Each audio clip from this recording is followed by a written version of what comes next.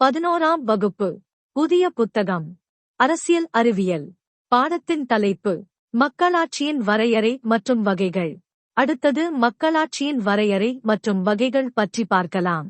மக்களாட்சி என்ற சொல் கிரேக்க சொற்களான டெமோஸ் மற்றும் கிரேட்டோஸ் என்ற இரு சொற்களில் இருந்து உருவானது.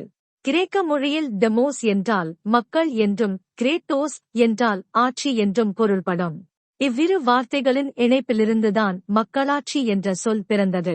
இதற்கு மக்களின் ஆட்சி அல்லது மக்களால் ஆளப்படுகின்ற ஆட்சி என்பது பொருள். 20ஆம் நூற்றாண்டின் துவக்கத்திலிருந்து மக்களாட்சி என்பது பெரிதும் விவாதிக்கப்படுகிற ஒரு முக்கியமான கருத்தாக இருந்து வருகிறது. 21ஆம் நூற்றாண்டில் இதன் முக்கியத்துவம் மேலும் அதிகரித்துள்ளது. மக்களாட்சியின் தொடக்கம் பண்டைய கிரேக்கத்தில் இருந்தாலும் தற்போதைய நவீன கால மக்களாட்சி முறையானது பிரிட்டனில் இருந்தே தொடங்கி வந்துள்ளது. தற்காலத்தில் மக்களாட்சி மக்களால் மிகவும் விரும்பக்கூடிய ஒரு அரசாங்க முறையாக திகழ்கிறது. மேலும் உலக மக்களால் உயர்ந்த அரசியல் கருத்தாக்கமாக இது உருவாகியுள்ளது. அடுத்தது மக்களாட்சியின் பண்புகள் பற்றி பார்க்கலாம். தனிமனித உரிமைகள் மற்றும் சிறுபான்மையினரின் உரிமைகளை உள்ளடக்கிய பெரும்பான்மையோரின் ஆட்சி என்ற கொள்கை அடிப்படையில் மக்களாட்சி அமைந்துள்ளது. மக்களாட்சியின் முக்கிய அம்சமே மக்களுக்கு தாங்கள் தேர்ந்தெடுத்த அரசிடம் கேள்வி கேட்கும் உரிமை உள்ளது என்பது மற்றும் மக்களின் தேவைகள் மற்றும் கோரிக்கைகளுக்கு மக்கள் எளிதாக அணுகக்கூடிய அளவிலும் அவர்களின் கோரிக்கைகளுக்கு செவிமடுப்பதும் அரசின் கடமை என்பதும் ஆகும்.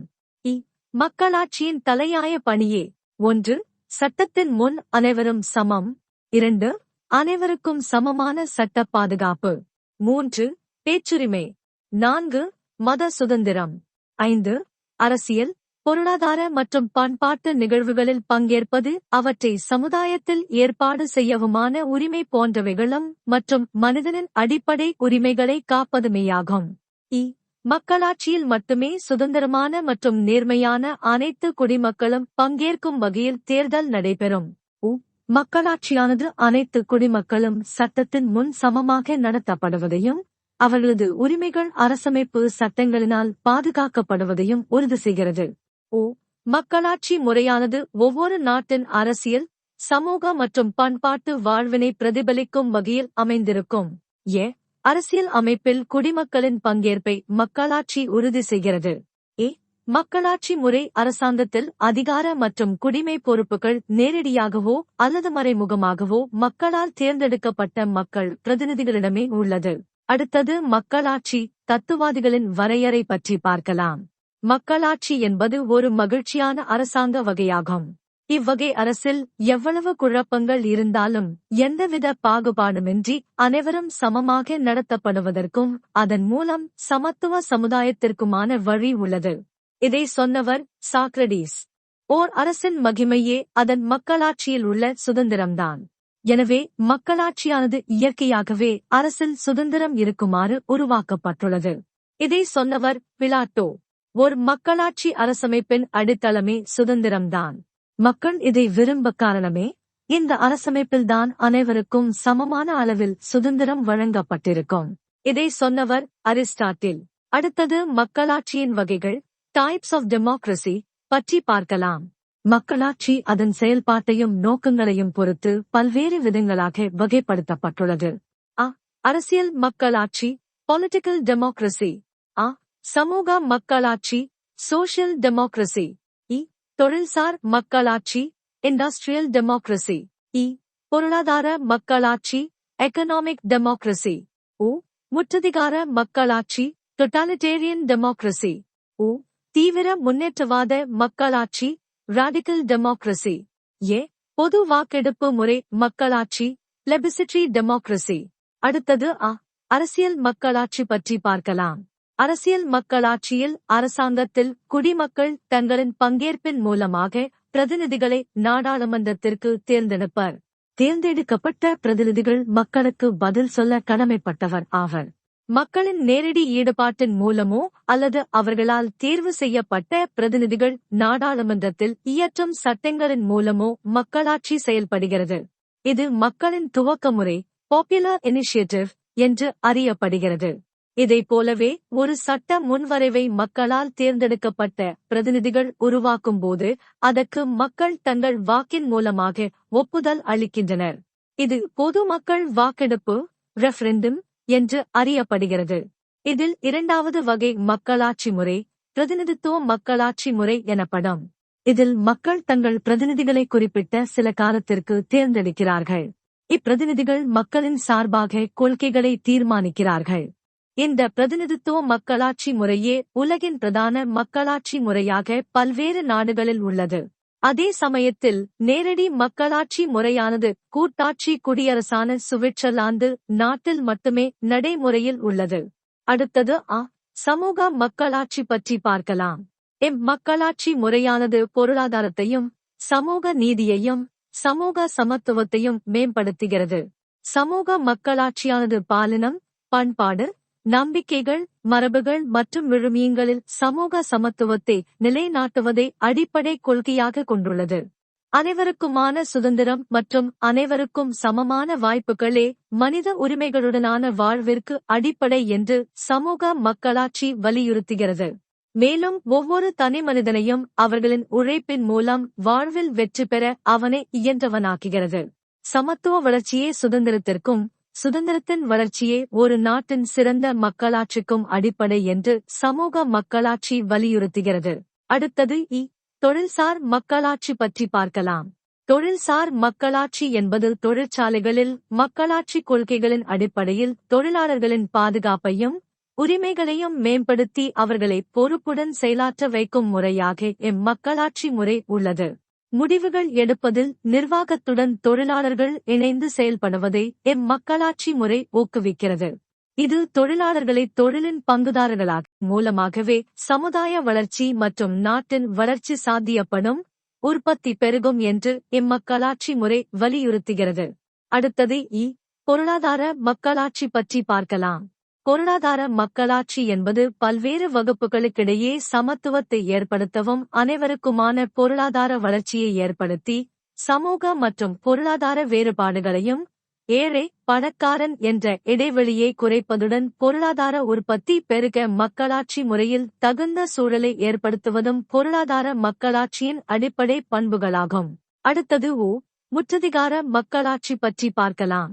முற்றதிகார மக்களாட்சி முறையில் மக்கள் தங்கள் பிரதிநிதிகளை தேர்ந்தெடுத்த பின் வேறு எந்த முடிவையும் எடுக்கும் அதிகாரமற்றவர்கள் ஆவர்.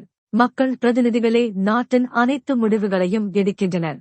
இந்த முறை மக்களாட்சியில் மக்கள் பிரதிநிதிகள் தேர்தல்கள் மூலம் ஆட்சி அதிகாரத்திற்கு வந்தாலும் அவர்கள் வாக்களித்த மக்களை விட மேம்பட்டவர்களாகவே உள்ளனர்.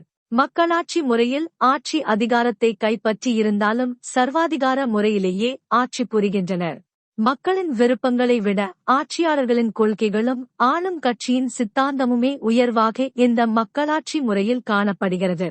மக்களின் நலன் என்ற பெயரில் மக்களின் ஒரு குறிப்பிட்ட பிரிவினருக்கு எதிராக வன்முறையை கட்டவிழ்த்து விடுவதும் பேச்சு மற்றும் எழுத்து சுதந்திரத்தை பறித்து ஒட்டுமொத்த மக்களையும் முழுமையான கட்டுப்பாட்டில் வைத்திருப்பதும் இதன் பண்புகள் ஆகும்.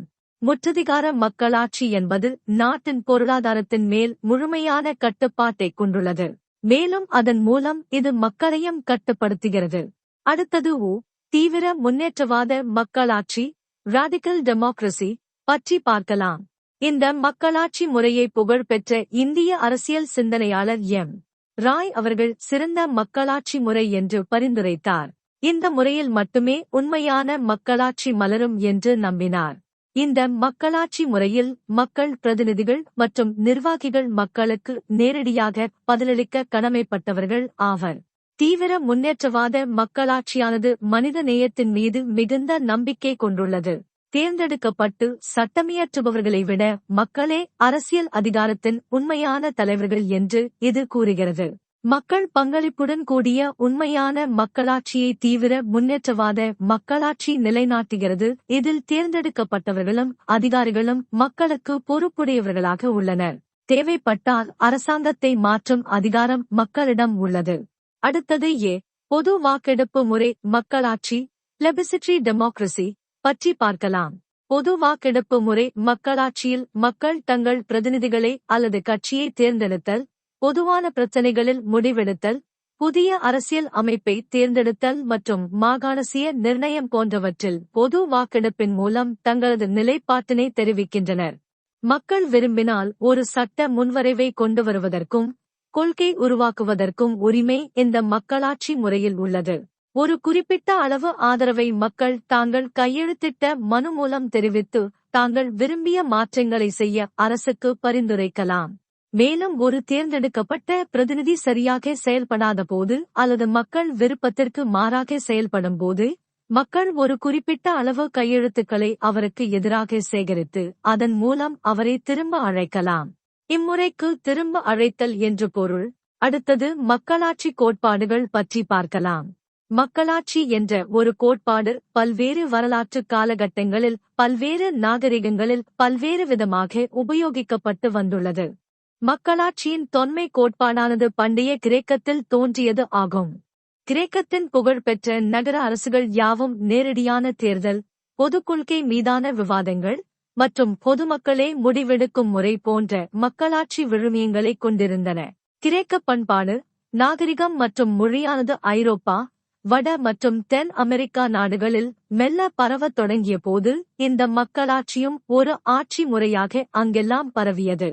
கிரேக்க மக்களாட்சி முறையானது மெல்ல பிரதிநிதித்துவ மக்களாட்சியாக வளரத் தொடங்கியவுடன் அதன் முக்கியத்துவமும் அதன் தற்காலத்தைய பொருத்தமும் அதிகரித்தன.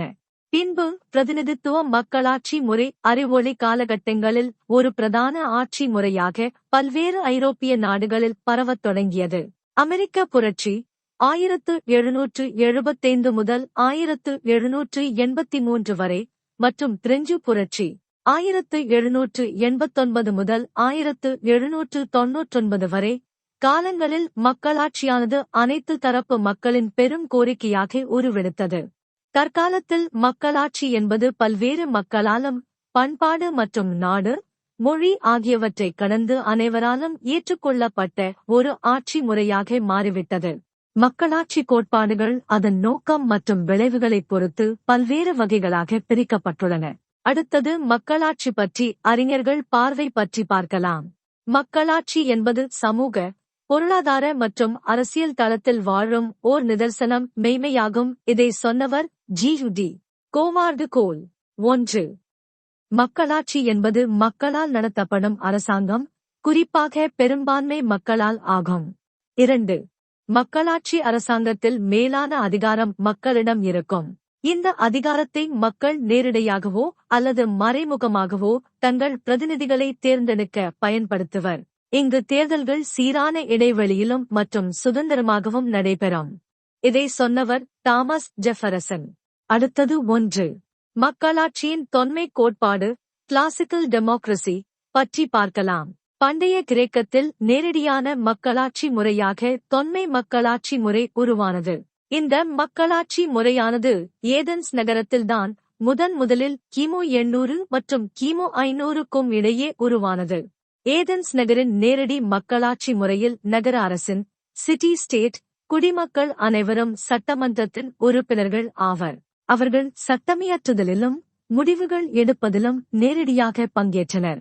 குடியுரிமை பெற்ற குடிமக்கள் குறைவான எண்ணிக்கையில் இருந்ததால் அவர்கள் நகரின் பிரதான இடத்தில் கூடுவதற்கும் கூடி விவாதிப்பதற்கும் எளிதாக இருந்தது.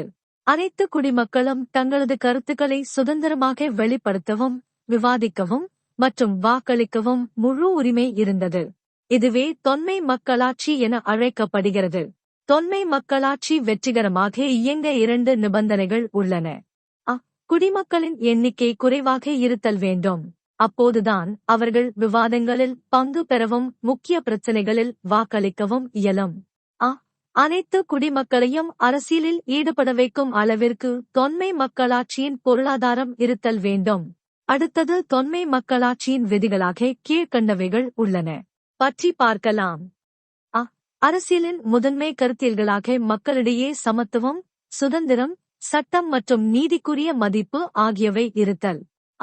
அனைவருக்கும் பொதுவான மற்றும் அனைவரையும் சமமாக நடத்தும் நீதி அமைப்பு சமூகத்தின் எல்லா தளங்களிலும் இருத்தல். எளிதானதாக மற்றும் அனைவருக்குமான சுதந்திர அரசியல் வாழ்க்கை முறையும் இருப்பதாகும். தொன்மை மக்களாட்சியின் சிறப்பியல்பே அரசின் அனைத்து நிலைகளிலும் மக்களின் பங்களிப்பு இருப்பதே ஆகும். அடுத்தது பாதுகாக்கும் மக்களாட்சி, புரொடெக்டிவ் டெமோக்ரசி பற்றி பார்க்கலாம். உரிமைகளை பாதுகாக்கும் மக்களாட்சி முறை அரசாக இது இருப்பதால் இந்த மக்களாட்சி முறையானது பாதுகாக்கும் மக்களாட்சி என்றழைக்கப்படுகிறது. இந்த முறை மூலம் தனி மனிதர்கள் தங்களது உரிமையையும் சுதந்திரத்தையும் பாதுகாத்துக் கொள்கிறார்கள். 17 மற்றும் 18ஆம் நூற்றாண்டில் தோன்றிய இந்த பாதுகாக்கும் மக்களாட்சி உரிமைகளை அடிப்படையாக கொண்டது. இது நாட்டு மக்களின் மனித உரிமைகள் மற்றும் சுதந்திரங்களை காப்பதற்கான வழிமுறைகளை கொண்டுள்ளது.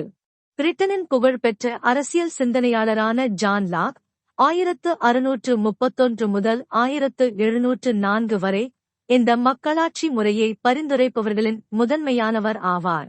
இயற்கை உரிமைகளான வாழ்வதற்கான உரிமை, சுதந்திர உரிமை மற்றும் சொத்துரிமை எந்த அளவுக்கு ஒவ்வொரு மனிதனுக்கும் கிடைக்கிறதோ அந்த அளவிற்குதான் அவர்களின் சுதந்திரமும் வாக்குரிமையும் இருக்கும் என்று லாக் கூறுகிறார். ஜெரமி பெந்தம் 1748 முதல் 1832 வரை, ஜேம்ஸ் மில் 1773 முதல் 1836 வரை மற்றும் ஜான் ஸ்டுவர்ட் மில் 1806 முதல் 1873 வரை போன்ற பயன்பாட்டுவாத சிந்தனையாளர்கள் பாதுகாக்கும் மக்களாட்சி முறையை ஆதரிக்கின்றனர். அடுத்தது பாதுகாக்கும் மக்களாட்சியின் அடிப்படை அம்சங்கள் பற்றி பார்க்கலாம். பாதுகாக்கும் மக்களாட்சியானது மக்கள் இறையாண்மையில் நம்பிக்கை கொண்டுள்ளது. மக்கள் இறையாண்மை மற்றும் பிரதிநிதித்துவ மக்களாட்சி இரண்டுமே சட்டப்பூர்வமானவை ஆகும். குடிமக்களின் சுதந்திரம் மற்றும் உரிமைகளை காப்பதே ஓர் அரசின் அடிப்படை கடமையாகும். அதிகாரத்துவம் மக்களுக்கு பொறுப்புடையதாக உள்ளது. இதை நிறுவ அவ்வப்போது தேர்தல்கள் நடைபெறும். நீதி, நிர்வாகம் மற்றும் சட்டமன்ற அதிகாரங்களை அதிகார பிரிவினை செய்தல் மூலமே உரிமைகள், சுதந்திரம் போன்றவற்றை காப்பதும் சலுகைகளை அனைவருக்கும் சமமாக அளிப்பதும் சாத்தியமாகும். உரிமைகளை அடிப்படையாக கொண்ட பாதுகாக்கும் மக்களாட்சி அரசமைப்புவாதத்தை கொண்டு ஏற்படுத்தப்பட்டது. அரசமைப்பு வாதத்தில் ஆள்பவர் மற்றும் ஆளப்படுவோர் அனைவரும் அரசமைப்பு வகுத்த விதிகளுக்கும் கொள்கைகளுக்கும் கட்டுப்பட்டவர்கள் ஆவர். அரசமைப்பு மட்டுமே அதிகாரத்தின் ஊற்றாக கருதப்படும். இதுவே உரிமைகளுக்கும் சுதந்திரத்திற்கும் உத்தரவாதம் அளிக்கிறது. அடுத்தது 2. மக்களாட்சியின் மார்க்சிய கோட்பாடு பற்றி பார்க்கலாம். மார்க்சிய கோட்பாடானது மக்களாட்சியை சமூகத்தில் உள்ள வர்க்க அமைப்பின் பின்னணியில் காண்கிறது. இந்த வர்க்க பிரிவினையானது தொழிற்புரட்சி காலத்தில் தோன்றியதாகும். சமூகம் இரு வர்க்கங்களாக பிரிந்திருந்தது. அவை முதலாளிகள் அல்லது உரிமையாளர்கள் வர்க்கம் என்றும் தொழிலாளிகள் அல்லது பாட்டாளிகள் வர்க்கம் என்றும் அழைக்கப்பட்டன. மார்க்சின் மக்களாட்சி கோட்பாடானது எப்போதுமே முதலாளித்துவத்தின் மேலாதிக்கத்திற்கு சவால் விடும் வகையிலும் பாட்டாளி வர்க்கம் சுரண்டப்படுவதற்கு எதிரான வகையிலும் தனது அரசியல் நிலைப்பாட்டை கொண்டிருந்தது. மார்க்சின் கோட்பாடு தேர்தல் தொடர்பான உரிமைகளை வலியுறுத்தவில்லை. மாறாக பொருளாதார உரிமைகளையே வலியுறுத்தி சமதர்ம மக்களாட்சி உருவாக வேண்டும் என்கிறது. மார்க்சிய மக்களாட்சி முதலாளித்துவத்தின் வீழ்ச்சியையும் அதன் பின் புரட்சியின் மூலம் சமூக மாற்றத்திற்கும் அறைகூவல் விடுக்கிறது.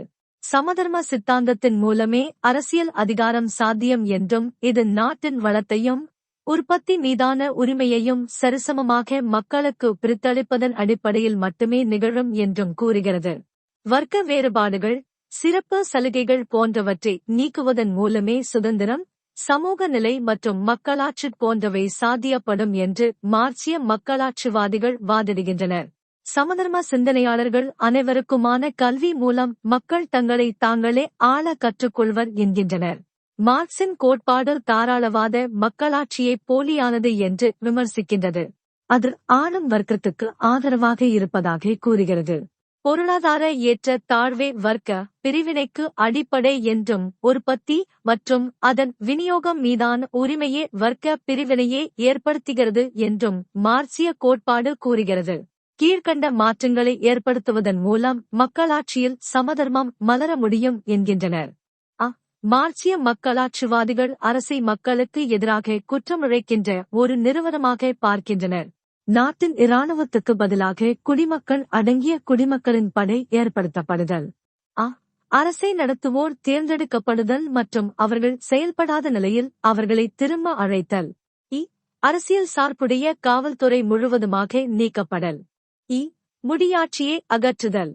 அடுத்தது மக்களாட்சி பற்றிய அறிஞர்களின் கருத்துக்கள் பற்றி பார்க்கலாம். 1. மக்களாட்சியே சமதர்மத்திற்கான பாதை ஆகும். இதை சொன்னவர் கார்ல் மார்க்ஸ். 2. மக்களாட்சி என்பது மக்களால் மக்களுக்காகவே மக்களாலான அரசாங்க முறை ஆகும். இதை சொன்னவர் ஆபிரகாம் லிங்கன். 3. எளியோருக்கும் வலியோருக்கும் சம வாய்ப்பு வழங்குதல் மக்களாட்சியில் மட்டுமே நடைபெறும் என்பதே என் கருத்து. இது வன்முறையற்ற வழியில் மட்டுமே சாத்தியப்பட வேண்டும். இதை சொன்னவர் மகாத்மா காந்தி. அடுத்தது 3. மக்களாட்சியின் உயர்ந்தோர் குழாம் கோட்பாடு எலிட்டிஸ்ட் தியோரி பற்றி பார்க்கலாம். மக்களாட்சியில் சமூக மற்றும் பொருளாதாரத்தில் உயர் அடுக்கில் உள்ளோரின் பங்கு தவிர்க்க முடியாதது. பல நூற்றாண்டுகளாக உயர் அடுக்கில் இருப்போர் முக்கிய வளங்களை தங்கள் கட்டுக்குள் வைத்துள்ளனர்.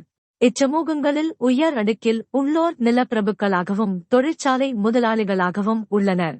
பின்னர் அவர்கள் ஆட்சி அதிகாரத்தையும் கைப்பற்றி ஆளத் தொடங்கி விடுகின்றனர். உயர்ந்தோர் குழாம் மக்களாட்சி கோட்பாட்டாளர்களுள் வில்பிரிடோ பரேட்டோ 1848 முதல் 1923 வரை, கெய்டன் மோஸ்கா 1857 முதல் 1941 வரை மற்றும் ராபர்ட் மெக்கேல் 1876 முதல் 1936 வரை ஆகிய மூவரும் முக்கியமானவர்கள் ஆவர். பரேட்டோ மக்களை ஆளும் உயர்ந்தோர் மற்றும் ஆளாத உயர்ந்தோர் என்று இரண்டாக பிரிக்கிறார். ஆளும் உயர்ந்தோரிடம் ஆட்சி அதிகாரம் உள்ளது. அவர்கள் தங்களது அதிகாரத்தை கல்வி, சமூக நிலை, அரசியல் பதவி தொடர்புகள் மற்றும் செல்வம் மூலம் அடைகின்றனர்.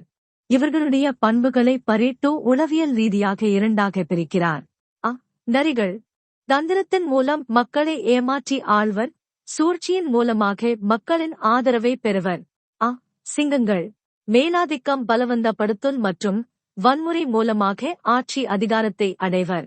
மக்களாட்சி மற்றும் சமதர்மம் முதலிய சமத்துவ கருத்துக்களை விமர்சித்து அதற்கெதிராக உயர்குடியின வாதம் வளர்ந்தது. ஆனால் ராபர்ட் மிஷெல்ஸ் எனும் சிந்தனையாளர் மக்களாட்சி பற்றி மாறுபட்ட கருத்தினை கொண்டுள்ளார். மக்களாட்சி முறையில் மக்களுக்கு அதிகாரம் வழங்கப்பட்டு நிர்வாகத்தில் மக்களின் அல்லது மக்கள் பிரதிநிதிகளின் பங்கு இருக்கும்படி இருந்தாலும் அவர்களுள் சிறு குழுவினரே அனைவரின் சார்பாகவும் முடிவுகள் எடுத்து கொள்கைகளை உருவாக்கி நிர்வாகத்தில் ஆதிக்கம் செலுத்துகிறார்கள். இதை சிறுகுழு ஆட்சியின் இரும்புச் சட்டம், ஐலண்ட் லவ் ஆஃப் ஒலிகார்கி என்று இவர் கூறுகிறார். அடுத்தது 4. மக்களாட்சியின் பன்மைவாத கோட்பாடு பிளூரலிஸ்ட் தியோரி ஆஃப் டெமோக்ரசி பற்றி பார்க்கலாம். இது சிறுபான்மையினரின் விருப்பங்கள் மற்றும் உரிமைகளுக்காக குரல் கொடுக்கிறது. எனவே இது தாராளவாத மக்களாட்சியின் அடிப்படை பண்புகளை கொண்டுள்ளதாக கூறலாம். மக்களாட்சி நடைமுறைகளுக்காக சில அமைப்புகள் ஏற்படுத்தப்பட வேண்டும் என்று கூறுகிறது. குறிப்பாக சட்டமன்றத்திற்கு 2 அவைகள், ஆட்சி அமைப்பிற்கு கூட்டாட்சி முறை என சிலவற்றை இந்த கோட்பாடு பரிந்துரைக்கிறது. பன்மைவாத மக்களாட்சியில் சமூகத்தின் பல்வேறு வகையான குழுக்களும் பங்கேற்று தங்கள் உரிமைகளை பாதுகாத்திட இயலும். இந்த முறையிலான மக்களாட்சியில் சமூகத்தின் பல்வேறு வகையான குழுக்களிடம் அதிகாரமானது பகிர்ந்தளிக்கப்படுகிறது. இதன் மூலம் சமூகத்தின் அனைத்து பிரிவுகளும் பயன்பெறுகின்றன. மக்களாட்சியில் சீரான கால இடைவெளியில் தேர்தல்கள் நடைபெற வேண்டும். அதில் கட்சிகள், குழுக்கள் மற்றும் தனி மனிதர்களிடையே அரசியல் போட்டியை பன்மைவாத மக்களாட்சி முறை ஊக்குவிக்கிறது. James Madison, John Stuart Mill மற்றும் டி டாக்வெவில் போன்ற பயன்பாட்டுவாத சிந்தனையாளர்கள் தேர்தல்களின் மூலமே மாறுபட்ட மற்றும் பல்வேறு விதமான மக்களின் விருப்பங்கள் வெளிப்படும் என்கின்றனர். ரோபோட் ஜால் எனும் அறிஞர் மக்களாட்சியின் சாராம்சமே குழுவாட்சி, பாலியார்கி எனப்படும் பல்வேறு சிறுபான்மை சமூகத்தினரும் இணைந்து பணியாற்றும் அரசியல் அமைப்பில்தான் சிறப்பாக வெளிப்படும் என்கிறார். அடுத்தது உங்களுக்கு தெரியுமா பற்றி பார்க்கலாம். ராபர்ட் டாலின் கோட்பாட்டில் பின்பு ஒரு திருத்தம் செய்யப்பட்டது. அமெரிக்காவில் மக்களாட்சி செயல்படும் விதத்தை சிறப்பாக விவரிப்பதற்காக உருக்குலைந்த குழுவாட்சி என்ற கோட்பாட்டினை முன்னிறுத்த அந்த திருத்தத்தை ராபர்ட் டால் செய்தார். அடுத்தது 5. மக்களாட்சியின் ஆழ்விவாத கோட்பாடு டெலிபரேட்டிவ் தியோரி ஆஃப் டெமோக்ரசி பற்றி பார்க்கலாம். மக்களாட்சியின் நோக்கமே ஆழ்ந்த பொது விவாதங்கள், பரப்புரைகள் மற்றும் வாத பிரதிவாதங்கள் வழியே பொதுமக்களின் நலன் காக்கப்படுவதாகும். இதையே மக்களாட்சி முறை வலியுறுத்துகிறது. பொதுமக்களின் பங்கேற்பு மற்றும் விவாதங்கள் ஆகியவை கிராம அளவில் வெகு காலமாகவே உறுதியாக உள்ளன. அரசாங்கத்தின் செயல்பாட்டை கீழ்மட்டத்தில் பஞ்சாயத்து அமைப்புகள் வலுப்படுத்துகின்றன. ஜேம்ஸ் மில்லரின் கூற்றுப்படி விவாத கோட்பாடானது பங்கேற்பாளர்களின் பொது விவாதம், அதன் மூலம் அனைவரின் கருத்தையும் உள்ளடக்கிய முடிவுகள் என்ற அம்சங்களை கொண்டுள்ளது. இதன் சிறப்பம்சமே மக்கள் பொறுமையாக மாற்றுக் கருத்தை கேட்பதும் அதன் அடிப்படையில் தங்களது கருத்தில் மாற்றங்கள் கொண்டு வருவதும்தான். பொது விருப்பமும் பொது கருத்துமே விவாத கோட்பாட்டை அடிப்படையாக கொண்ட மக்களாட்சியின் முக்கிய பண்புகளாகும். இந்த மக்களாட்சி முறையானது பிரதிநிதித்துவ மக்களாட்சி மற்றும் நேரடியான மக்களாட்சியுடன் இணக்கமாக உள்ளது. நீதி கோட்பாடுகளின் புகழ் பெற்ற சிந்தனையாளர்களான ரால்ஸ் மற்றும் ஹேபர்மாஸ் இருவரும் அரசியல் தேர்வானது முறையாக சட்டப்படியாக இருத்தல் வேண்டும் என்றும், ஒரு தெளிவான இலக்கை நோக்கிய சுதந்திரமான விவாதம் சமமான மற்றும் பகுத்தறியும் நபர்களிடையே நடந்து அதன் அடிப்படையில் அரசியல் தேர்வுகள் இருக்க வேண்டும் என்றும் கூறுகின்றனர். அடுத்தது செயல்பாடு பற்றி பார்க்கலாம். மக்களாட்சி நடைபெறும் சமூகங்களில் மதத்தையும் அரசையும் பிரிப்பது ஏன் முக்கியமாகிறது? அரசு பள்ளிகள் எந்தவொரு மதத்தையும் ஏன் ஊக்குவிக்கக்கூடாது? இந்தியா ஒரு மதச்சார்பற்ற நாடு என்பதற்கான ஏதேனும் 2 சான்றுகளை தருக. இந்தியா ஒரு மதச்சார்பற்ற அரசாக இருப்பதற்கு அச்சுறுத்தலாக உள்ள முக்கிய காரணங்கள் ஏதேனும் 3 கூறு. நாடாளுமன்றம், சட்டமன்றம், மாநகராட்சி மற்றும் பஞ்சாயத்துகள் என எல்லா மக்களாட்சி அமைப்புகளிலும் தேர்ந்தெடுக்கப்பட்ட உறுப்பினர்களின் பதவிக்காலம் 5 ஆண்டுகள் என்று வரையறுக்கப்பட்டுள்ளதாக நீ படித்துள்ளாய். அது ஏன் அவ்வாறு வரையறுக்கப்பட்டுள்ளது? தினசரி பத்திரிகைகளில் நீ கண்ட ஏதேனும் 3 வித போராட்டங்களை பட்டியலிடு. அதை ஒரு விளக்கப்படத்தில் ஒட்டி உன்னுடைய வகுப்பறையில் காட்சிப்படுத்துக. வகுப்பில் உள்ள அனைத்து மாணவர்களும் சுழற்சி முறையில் பங்கேற்றல். மக்களாட்சியின் குறைகள் பற்றி முதல் மாணவனிடமிருந்து தொடங்கி ஒவ்வொரு மாணவனாக பேசவும். தற்காலத்தில் மக்களாட்சி முறை ஒரு சிறந்த அரசாங்க முறையாக உருவாகியுள்ளது. ஆனாலும் அதில் குறைகள் இல்லாமலில்லை. இந்த வாக்கியம் சரியானது என நிரூபிக்க ஏதேனும் 5 குறைகளை எழுதுக. அடுத்தது நேபாள நாட்டில் ஏப்ரல் புரட்சியும் மக்களாட்சியும் பற்றி பார்க்கலாம். ஏப்ரல் மாதம் 2006ஆம் ஆண்டு 7 கட்சி கூட்டணி என்ற மக்களாட்சியை ஆதரிக்கின்ற தலைவர்கள் நேபாள தலைநகரான காட்மாண்டுவை சுற்றி 7 இடங்களில் எதிர்ப்பு கூட்டங்களை நடத்த மக்களுக்கு அழைப்பு விடுத்தனர். அதை ஏற்றுக்கூடிய லட்சக்கணக்கான நேபாள நாட்டு மக்கள் எதேச்சாதிகார முடியாட்சியை முடிவுக்கு கொண்டு வரவும் முழுமையான மக்களாட்சியை கொண்டுவரவும் நேபாள நாட்டு முடியரசுடன் போராடத் தொடங்கினர். முன்னெப்போதும் இல்லாத அளவுக்கு இருந்த இந்த போராட்டம் அரசர் கிங் கியானேந்திர பதவி விலக வைத்து மக்களாட்சிக்கு வழிவகுத்தது. அடுத்தது பூடானில் ஒரு வரலாற்று சிறப்பு மிக்க மாற்றம் பற்றி பார்க்கலாம். பூடானின் 4வது அரசர் ஜிக்மே சிங்கே வாங்சக் பூடானின் 20 மாவட்டங்களுக்கு பயணம் செய்தார். ஒரு வரலாற்று சிறப்பு மிக்க மாற்றத்தை விளக்கவே அந்த பயணம். பூடானின் அரசர் அந்நாடு பரம்பரை முடியாட்சியிலிருந்து நாடாளுமன்ற மக்களாட்சி முறைக்கு மாற வேண்டியதன் அவசியத்தை இந்த பயணத்தில் மக்களிடம் எடுத்துரைத்தார். அவர் 2006ஆம் ஆண்டு தான் 34 ஆண்டு காலமாக அமர்ந்திருந்த அரியாசனத்தை துறந்தார். பூடான் நாடு நாடாளுமன்ற மக்களாட்சி முறைக்கு மாறியது. அரசின் தலைவராக பூடான் மன்னரின் மகன் ஜிக்மே கேசர் நம்கேல் வாங்சக் ஜிக்மே கேசர் நாம்கியால் வாங்சக் பொறுப்பேற்றார். இப்பொழுது பூடான் நாடாளுமன்ற மக்களாட்சியை கொண்டுள்ளது மற்றும் அரசர் ஜிக்மே ஓர் அரசமைப்பிலான மன்னராவார். அடுத்தது நவீன மற்றும் சமகால மக்களாட்சி மாடர்ன் அண்ட் கண்டெம்பரரி டெமோக்ரசி பற்றி பார்க்கலாம். நவீன மற்றும் சமகால மக்களாட்சியானது 18ஆம் நூற்றாண்டின் இறுதியில் மேற்கு ஐரோப்பாவில் தொழிற்புரட்சியின் விளைவாக தோன்றியது. அதனுடன் கூடவே தொழிலாளர்கள் எழுச்சியும் சமூக மாற்றமும் தோன்றின. அடுத்தது நவீன மற்றும் சமகால மக்களாட்சியின் சிறப்பம்சங்கள் பற்றி பார்க்கலாம். எழுதப்பட்ட அரசமைப்பு. மக்களின் அன்றாட வாழ்வியல் தேவைக்கேற்றாற்போல் அரசியல்வாதிகளும் அதிகாரிகளும் இதை வைத்திருத்தல் வேண்டும்.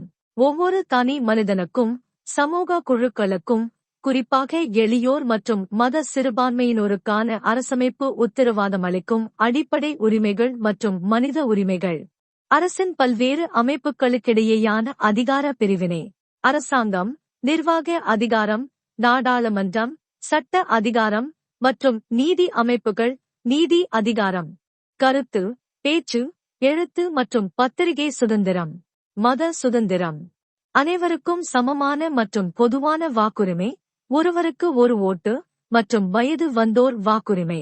மக்களாட்சியின் முக்கிய அம்சமாக பெரும்பான்மையினரின் ஆட்சி கோரப்பட்ட போதிலும் அந்த நடைமுறையானது நேர்மையான மற்றும் சுதந்திரமான தேர்தல் மூலமே சாத்தியப்படுகிறது.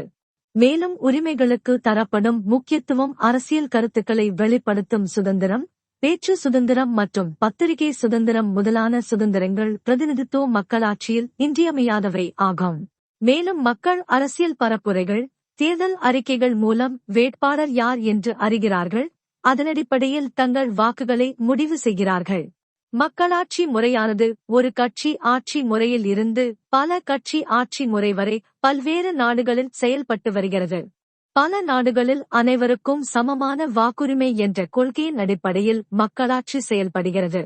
ஆசிய மற்றும் ஐரோப்பிய நாடுகளில் மக்களாட்சி என்ற சொற்பதத்தை மக்கள் தாராளவாத மக்களாட்சியாகவே உணர்கிறார்கள். இதன் சிறப்பம்சமே அரசியல் பன்முகத்தன்மை, சட்டத்தின் முன் அனைவரும் சமம், குடிமைச் சுதந்திரங்கள் மற்றும் மனித உரிமைகள் ஆகியவைகளாகும். பேச்சு சுதந்திரமே நவீன மக்களாட்சியின் அடிப்படை தேவையாகும். மக்களால் தேர்ந்தெடுக்கப்பட்ட அனைத்து அரசாங்கங்களுமே மக்களின் பேச்சு சுதந்திரத்தின் மூலம் பொறுப்புடையதாக்கப்படுகின்றன. தற்போது எளிதாக கிடைக்கின்ற தகவல்களால் மக்களும் அரசாங்கமும் சிறந்த முடிவுகளை எடுக்க முடிகின்றது. அடுத்தது மக்களாட்சி கீழ்க்கண்டவாறு வரையறுக்கப்படுகிறது பற்றி பார்க்கலாம்.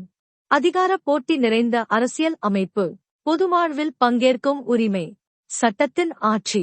அடுத்தது தற்கால மக்களாட்சியின் வகைகள் பற்றி பார்க்கலாம். அடுத்தது பிரதிநிதித்துவ மக்களாட்சி, ரிப்ரசன்டேட்டிவ் டெமோக்ரசி பற்றி பார்க்கலாம்.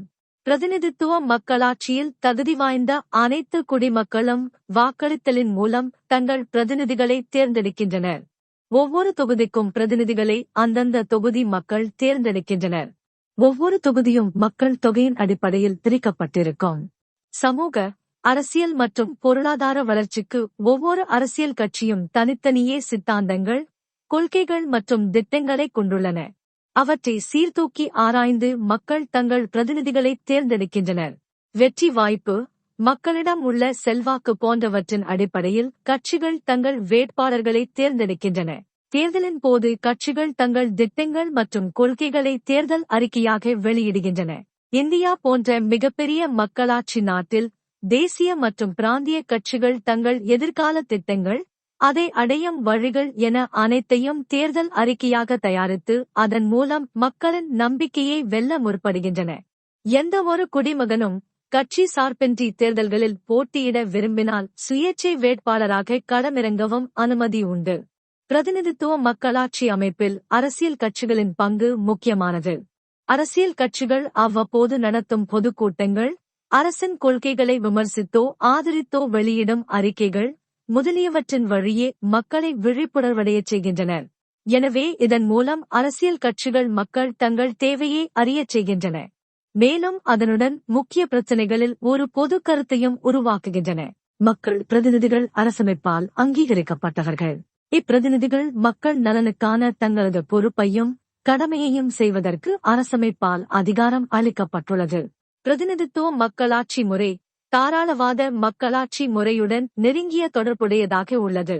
தாராளவாத மக்களாட்சி முறையானது அமெரிக்கா மற்றும் மேற்கு ஐரோப்பாவில் தோன்றி பின்பு பல மூன்றாம் உலக நாடுகளில் பரவி தற்போது முன்னாள் சோவியத் ரஷ்ய நாடுகளிலும் கிழக்கு ஐரோப்பிய நாடுகளிலும் காலூன்றியுள்ளது.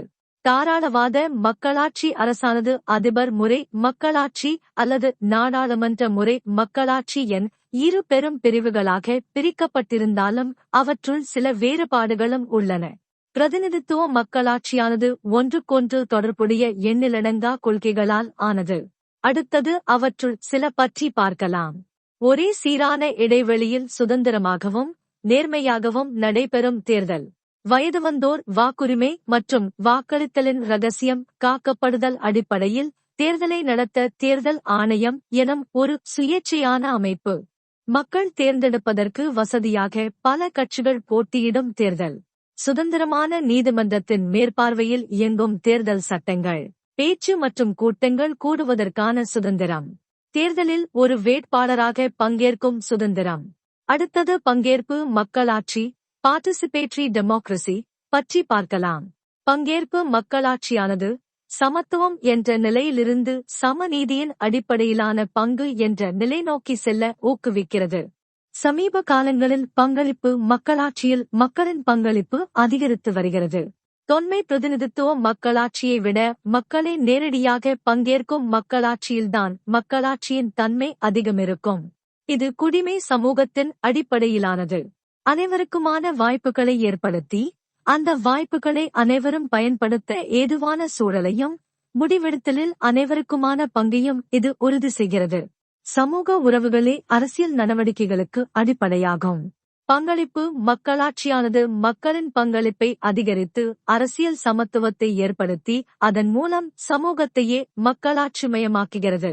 பங்கேற்பு மக்களாட்சியின் நோக்கமே ஆர்வமுள்ள மக்களை அரசியல், பொருளாதார மற்றும் சட்ட நடைமுறைகளில் பங்கேற்கச் செய்வதும் மக்களை அரசின் முடிவுகளுக்கு பொறுப்புடையவர்களாக மாற்றுவதுமே ஆகும். பங்கேற்பு மக்களாட்சியின் சிறப்பம்சமே அரசின் செயல்பாடுகள் மற்றும் முடிவுகள் எடுப்பதில் மக்கள் நேரடியாக பங்கேற்கும் வாய்ப்பை ஏற்படுத்துவதுதான். இந்த முறை மக்களாட்சியில் அதிகாரம் நேரடியாக மக்களிடம் மட்டும் இருக்குமே தவிர வேறு எந்த அமைப்பிடமோ தனி நபர்களிடமோ இருக்காது. தற்போதைய பொருளாதார வளர்ச்சி காலத்தில் மக்களிடையே ஏற்றத்தாழ்வுகளை நீக்கி சமத்துவத்தை ஏற்படுத்த மக்கள் தங்கள் பங்கேற்புகளை அளிக்கும் வகையில் பங்கேற்பு மக்களாட்சியானது வடிவமைக்கப்பட்டுள்ளது. இதன் மிக முக்கிய பண்பே அரசியல் சமத்துவம் உள்ள ஒரு மக்களாட்சி முறையாக இருப்பதாகும். அதில் அனைவருக்கும் சமமான அடிப்படை உரிமைகள் மற்றும் சுதந்திரங்கள் உறுதிப்படுத்தப்பட்டிருக்கும். அடுத்தது மக்களாட்சியை அளவிடுதல் மற்றும் மதிப்பிடுதல் பற்றி பார்க்கலாம். மக்களாட்சி என்பது மக்கள் தங்களது ஒப்புதலையோ அல்லது ஒப்புதலின்மையையோ காட்டுவதற்கான ஒரு சரியான முறையான வழியாகும்.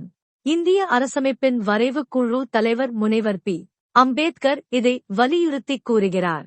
அரசியலில் நமக்கு சமத்துவம் இருக்கும். ஆனால் சமூக மற்றும் பொருளாதார வாழ்வில் சமத்துவமற்ற தன்மையே நிலவும் என்றார்.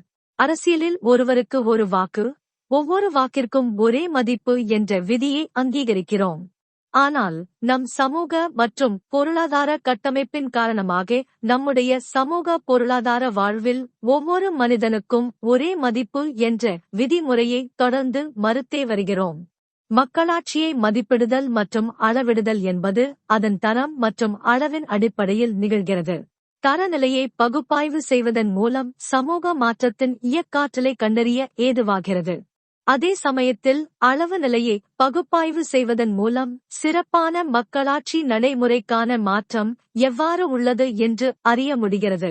மக்களாட்சியின் தரநிலையினை மக்கள் பங்கெடுக்கும் ஆர்ப்பாட்டங்கள், கண்டன கூட்டங்கள், பிரச்சாரங்கள், மக்கள் கருத்து சுதந்திரத்தினை பயன்படுத்தும் விதம் மற்றும் அரசமைப்பு மக்களுக்கு கொடுத்திருக்கும் உரிமைகள் இவற்றின் மூலம் அறியலாம். சமூகத்தில் நடக்கும் நிகழ்வுகள் சமூக மாற்றத்திற்கான குறிப்பாக சாதி, மத, பாலின மற்றும் பண்பாட்டு கண்ணோட்டங்களில் முன்னோக்கி செல்ல வேண்டியதை வலியுறுத்துகின்றன. வளர்ச்சிக்கான பொருளாதார முறையானது மாறிக்கொண்டே இருக்கிறது. கொள்கைகள் வகுப்பதன் மூலம் ஏற்றத்தாழ்வுகளை களைவதற்காக மக்களாட்சி மாறிவரும் பொருளாதார முறையுடன் நேரடி தொடர்பில் உள்ளது. மனித வள மேம்பாட்டு குறியீடு மற்றும் தனி நபர் வருமானத்தின் மூலம் மக்களாட்சியானது மதிப்பிடப்படுகிறது. கீழ்கண்ட அடிப்படை காரணிகள் மக்களாட்சியை அளவிடவும் மதிப்பிடவும் உதவுகின்றன. அடுத்தது 1. இறையாண்மை பற்றி பார்க்கலாம். ஒரு ஆட்சியானது எந்த அளவிற்கு மற்ற நாடுகளின் குறுக்கீடு இல்லாமல் தன் நாட்டின் உள் விவகாரங்கள் மற்றும் வெளியுறவு கொள்கைகளை கையாள முடிகிறதோ அதுவே அதன் இறையாண்மை எனப்படும். அடுத்தது 2. ஆட்சி அதிகாரம் பற்றி பார்க்கலாம்.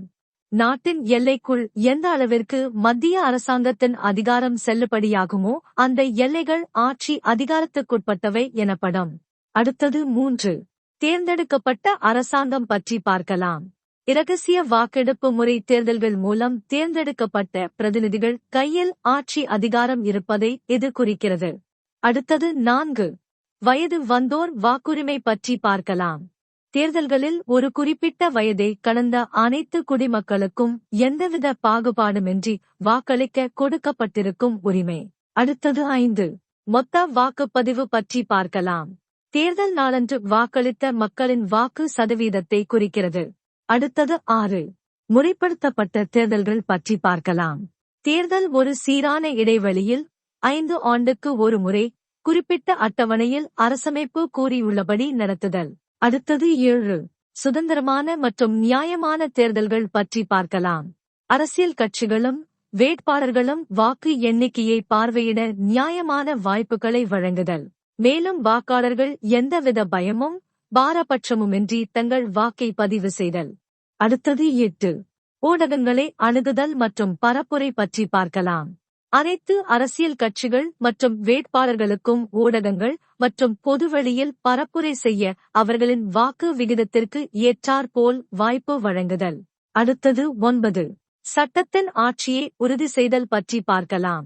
அரசமைப்பில் கூறியுள்ளபடியும் நீதிமன்றங்களின் விளக்கங்கள் மற்றும் வழிகாட்டுதலின்படியும் சட்டத்தை ஆட்சியாளர்கள் செயல்படுத்துதல். அடுத்தது 10.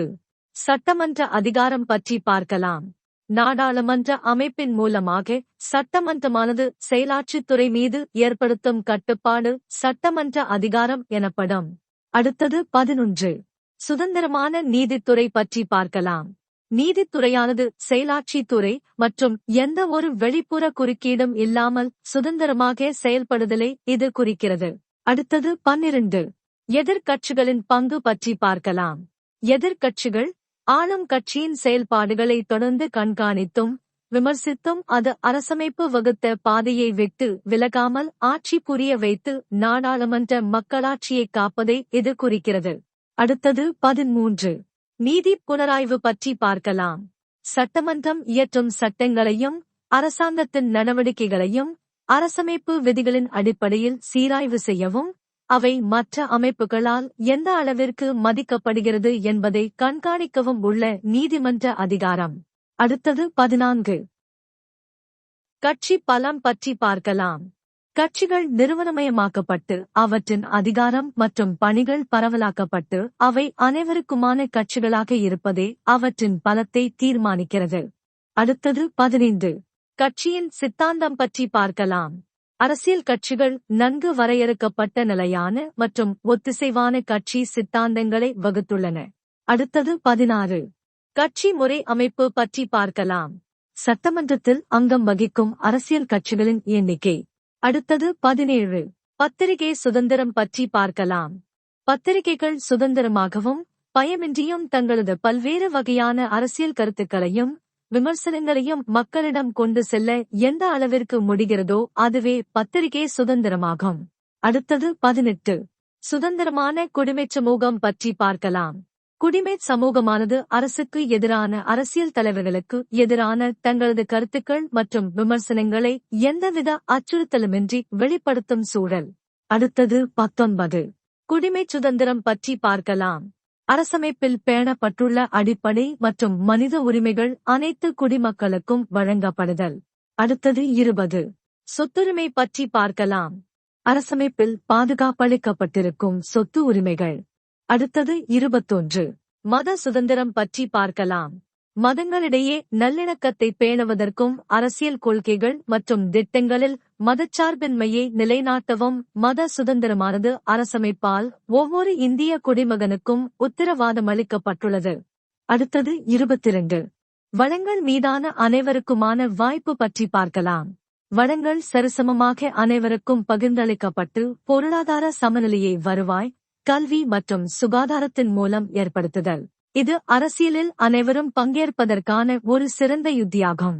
அடுத்தது 23. இயற்கை செல்வங்கள் மற்றும் பொதுச் சொத்துக்கள் மீதான அனைவருக்குமான வாய்ப்பு பற்றி பார்க்கலாம். இயற்கை செல்வங்கள் மற்றும் பொதுச் சொத்துக்கள் மீது அனைவருக்கும் சரிசமமான வாய்ப்பு மற்றும் அதை எளிதில் பயன்படுத்தும் வழிகள் இருப்பின் அது அனைவரின் வாழ்க்கை தரத்தை உயர்த்தும் மற்றும் சமூக விடுதலைக்கு வித்திடும். அடுத்தது 24. பாலின சமத்துவம் பற்றி பார்க்கலாம். சட்டமன்றம், சமூக அமைப்புகள் மற்றும் அரசின் பல்வேறு பதவிகளில் பெண்ணுக்கும் ஆணுக்கும் இணையான பிரதிநிதித்துவம் மற்றும் அவர்களை கண்ணியமாக நடத்துதல். அடுத்தது 25. ஏழை எளியோரின் சமூக பொருளாதார நிலை மேம்பட அரசியல் சமத்துவம் பற்றி பார்க்கலாம். சாதி, இன, பழங்குடியினர் மற்றும் மத சிறுபான்மையினருக்கு அரசமைப்பில் சமஉரிமைகள் வழங்கப்பட்டுள்ளன. அதன் மூலம் அவர்கள் தங்களின் பிரச்சினைகளுக்கு தீர்வுகளை எட்டவும் அரசின் நிர்வாக அதிகாரத்தில் பங்கேற்கவும் ஏதுவாகிறது. மேலும் சட்டமன்றத்தில் அவர்களுக்கான பிரதிநிதித்துவத்தை பெறவும் ஆட்சி அதிகாரத்தில் பங்கேற்பதையும் அவர்கள் தங்களின் அரசியல் பங்கேற்பின் மூலம் பெறுகின்றனர். அடுத்தது இந்திய மக்களாட்சியின் சாதனைகள் பற்றி பார்க்கலாம். இந்தியாவையும் இந்திய அரசமைப்பையும் உருவாக்கிய நம் முன்னோர்கள் ஒரு வலிமையான மக்களாட்சிக்கு அடித்தளத்தை இட்டுச் சென்றுள்ளனர். இது நம் இந்தியாவை சிறந்த ஒரு நாடாக திகழச் செய்கின்றது. நமது மக்களாட்சியின் அடித்தளமானது நம் அரசமைப்பின் சமூக அரசியல் மற்றும் பொருளாதார மாற்றத்திற்கு வலு சேர்க்கும் விதமாக அமைந்துள்ளது. நம் அரசமைப்பின் முகவுரையானது அடிப்படை உரிமைகள் மற்றும் கடமைகள், வழிகாட்டு நெறிமுறைகள், நாடாளுமன்ற மக்களாட்சி முறை மற்றும் சட்ட திருத்த நடைமுறைகள், நீதி புனராய்வு மற்றும் அரசமைப்பின் அடிப்படை அம்ச கோட்பாடுகள் என அரசு செயல்பட வேண்டிய விதத்தை காட்டும் ஒரு வழிகாட்டியாக உள்ளது. அடுத்தது அரசியல் தளம் பொலிட்டிக்கல் ஃப்ரண்ட் பற்றி பார்க்கலாம். சுதந்திர இந்தியாவின் முதல் பொது தேர்தல் 1951ஆம் ஆண்டு நடந்தபோது களத்தில் 54 அரசியல் கட்சிகள் இருந்தன. சமீபத்தில் நடந்து முடிந்த 2014ஆம் ஆண்டு பொது தேர்தலின் போது அரசியல் கட்சிகளின் எண்ணிக்கை ஆகஸ்ட் 264 கோடி இருந்தது. இதிலிருந்து அரசியல் நடைமுறை விரிவாகவும் ஆழமாகவும் மாறி வருவது புலனாகிறது. சுதந்திர இந்தியாவில் 1951ஆம் ஆண்டு நடந்த முதல் பொதுத் தேர்தலில் 17.30 கோடி இந்திய மக்கள் வாக்களிக்கும் உரிமை பெற்று இருந்தனர். இவர்களில் 44.87% வாக்களித்தனர். நாட்டின் 16வது பொதுத் தேர்தல் 2014ஆம் ஆண்டு நடந்தபோது வாக்காளர்களின் எண்ணிக்கை 81.40 கோடியாக அதிகரித்திருந்தது. இதில் 66.4% வாக்களித்தனர். இவர்களில் 67.9% ஆண்கள் மற்றும் 65.6% பெண்கள். இந்த தேர்தலில் போட்டியிட்ட வேட்பாளர்களின் எண்ணிக்கையும் ஆகஸ்ட் 8251 அதிகரித்திருந்தது. 2004ஆம் ஆண்டு முதல் வாக்குகள் மின்னணு வாக்குப்பதிவு இயந்திரத்தின் மூலமாக பதிவு செய்யப்படுகின்றன. இந்த இயந்திரங்கள் இந்தியாவிலேயே தயார் செய்யப்படுகின்றன. இவற்றின் துல்லியம் மற்றும் ரகசியம் காக்கப்படுதல் ஆகியவை வெற்றிகரமாக சோதித்தறியப்பட்டுள்ளது. நம் தேர்தல் முறையானது அதிக வாக்குகளை எண்ணிக்கை அடிப்படையில் பெற்றவர் வெற்றி பெற்றவர் என்ற அடிப்படையில் அமைந்துள்ளது. ஒவ்வொரு தொகுதிக்கும் ஒரு பிரதிநிதி பெரும்பான்மை வாக்குகளின் அடிப்படையில் தீர்மானிக்கப்படுகிறார். சட்டமன்ற மற்றும் நாடாளுமன்ற தேர்தல்களில் ஒரு வாக்காளருக்கு ஒரு வாக்கு என்ற அடிப்படையில் தேர்தல் நடைபெறும். இதன் மூலம் வாக்காளர்கள் தங்களின் பிரதிநிதிகளை சட்டமன்றத்திற்கும் நாடாளுமன்றத்திற்கும் தேர்ந்தெடுக்கின்றனர். நம் நாட்டில் 1989ஆம் ஆண்டிலிருந்து 18 வயது பூர்த்தியான அனைத்து குடிமக்களுக்கும் வாக்களிக்கும் உரிமை வழங்கப்பட்டுள்ளது. இது மக்களாட்சி எனும் மகுடத்தில் மேலும் ஒரு சிறகாகும். உலகின் மிகப்பெரிய மக்களாட்சி நாடான இந்தியா தனது அனைத்து தரப்பு மக்களையும் அரவணைத்து மாநிலங்களின் பல்வேறு கோரிக்கைகளையும் ஏற்று கூட்டாட்சி தத்துவத்துடன் ஒரு வெற்றிகரமான அரசாக திகழ்கிறது.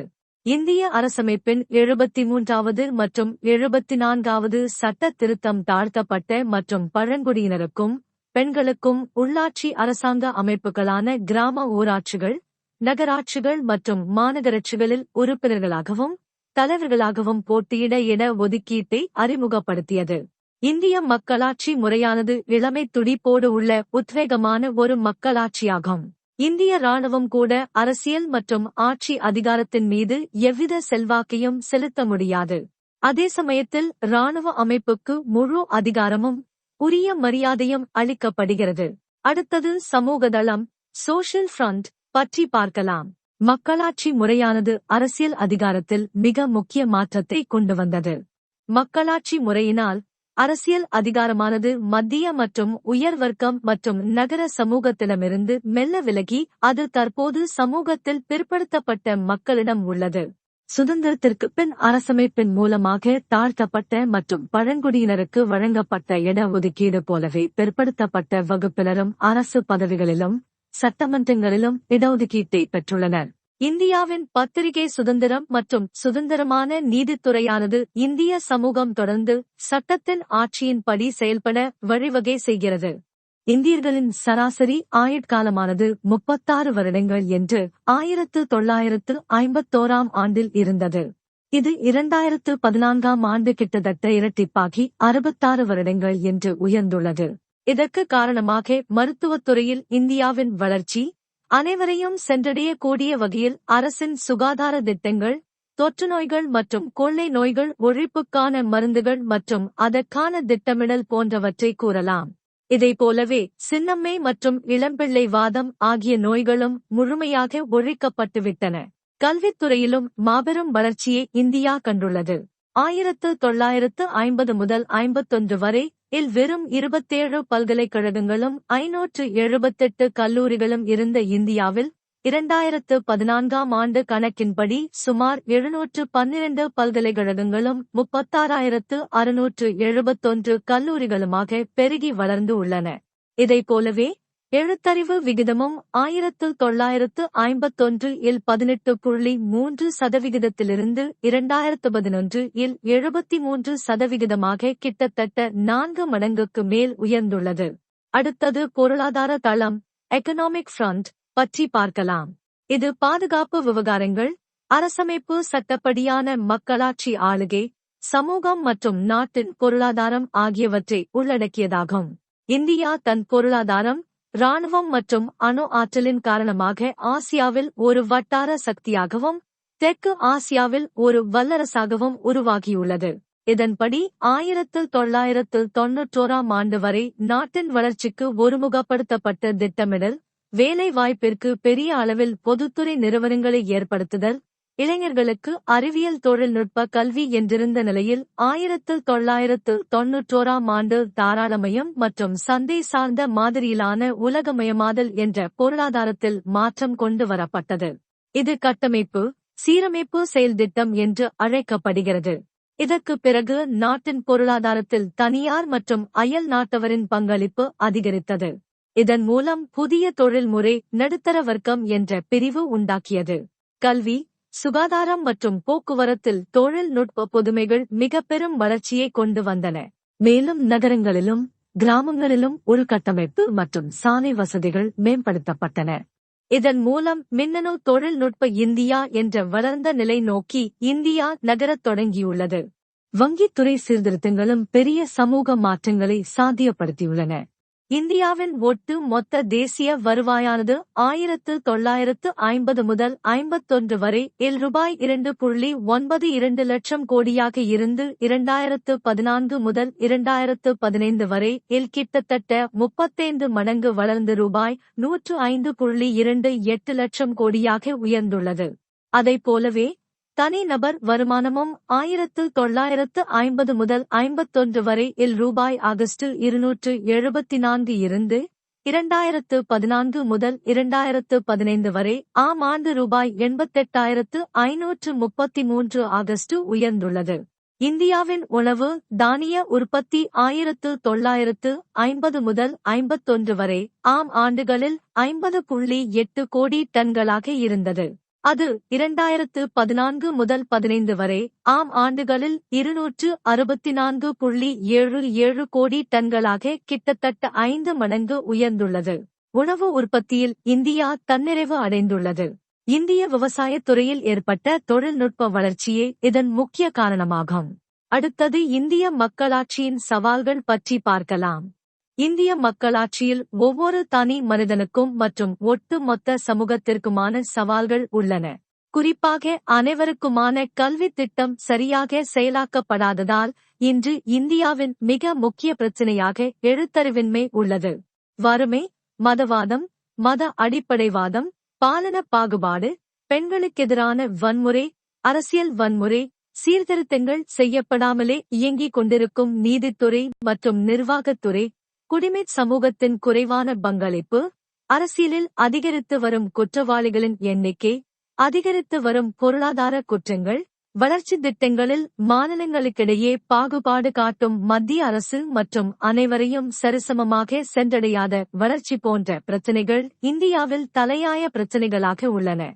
மேலும் நிர்வாகத்தில் வெளிப்படைத் தன்மை மற்றும் பொறுப்பு, பணிபுரிவதற்கான சுதந்திரம் மற்றும் கட்டுப்பாடுகளும் சமநிலைகளும், செக்ஸ் அண்ட் பேலன்சஸ் போன்ற இந்திய மக்களாட்சியின் அடிப்படை கட்டமைப்புகள்தான் தற்கால மற்றும் எதிர்கால சவால்களாக இந்தியாவிற்கு உள்ளன. அடுத்தது உங்களுக்கு தெரியுமா பற்றி பார்க்கலாம்.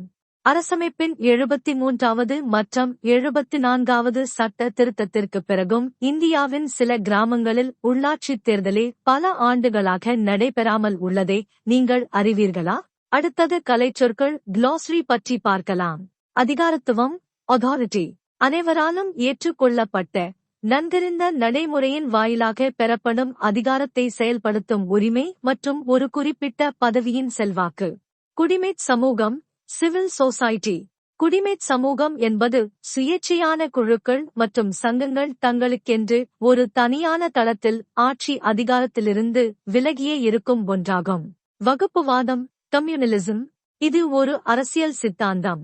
பல்வேறு மதம், இனம் மற்றும் மொழியினருக்கிடையே ஏற்படும் முரண்பாடுகள், பதற்றங்கள் மற்றும் அதன் விளைவாக தோன்றும் வன்முறைகளுடன் தொடர்புடையது. ஊழல், கரப்ஷன். ஊழல் என்பது சட்டத்துக்கு புறம்பான வழியில் ஒருவருக்கு ஆதரவாக செயல்படுவது.